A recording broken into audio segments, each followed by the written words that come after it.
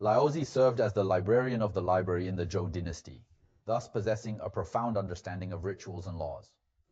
However, disappointed with the Zhou dynasty, Laozi took a different path, much like the recluses Confucius encountered along his journey, preferring to farm by the roadside or gather firewood in the mountains rather than collaborate with the Zhou dynasty.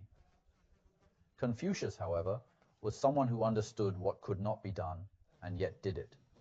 His most significant contribution came in his later years. Early on, Confucius had devoted himself to a career in government and attempted various reforms. However, later he found there was little left for him to achieve, and thus traveled with his students throughout the states. Throughout this journey, Confucius adhered to two crucial principles that formed the basis of Confucianism: pass on the ancient culture without adding anything new to it, and education without distinction.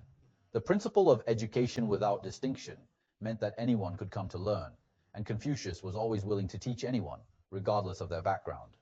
I have never refused to educate anyone who has come to me with more than 10 strips of dried meat as a gift, and pass on the ancient culture without adding anything new to it, maintained an open and inclusive stance.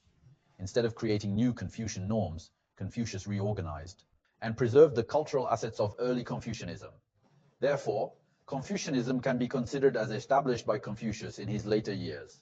Confucius's greatest innovation was linking academia with politics. In the past, politics was considered something that only happened in the royal court. If you were not in a position of power, you couldn't participate in political affairs.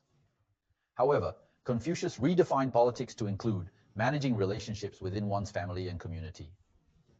He believed that governance started at home and in the community, not just in the royal court. This perspective is reflected in Confucius's work, Spring and Autumn Annals. The famous phrase, Confucius wrote, "Spring and autumn, and the treacherous ministers and traitors were afraid," illustrates why Confucius wrote this historical record, and the treacherous ministers and traitors would be fearful. It was to let history demonstrate its power. Without people valuing and recording history, treacherous individuals could act without restraint. But when their actions were recorded in history, even their descendants couldn't erase their stains. This made them consider the consequences of their actions. Confucius's method in writing the Spring and Autumn Annals was his contribution to governance. During Confucius's era, there were 6 classics known as the 6 Classics: Book of Documents, now known as Shangshu; Spring and Autumn Annals; Book of Songs; Book of Rites; Book of Music; and Book of Changes. Later, it became known as the 5 Classics, because Book of Music was either lost or considered spurious. Confucius passed away in 479 BC, and his disciples continued his teachings. Among them, Zigong played a significant role. Zigong kept filial piety for Confucius for 6 years and was a great millionary in the country at that time. So it is reasonable that Zigong should be able to make a great contribution. But there is a little episode here.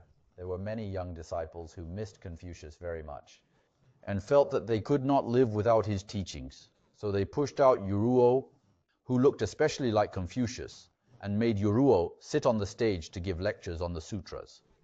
In this author's view, this event was in fact a coup, in which the disciples were separated from Zigong's administration.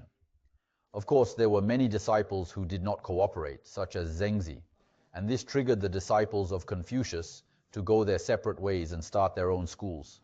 There were 5 main branches, with Zigong being the first.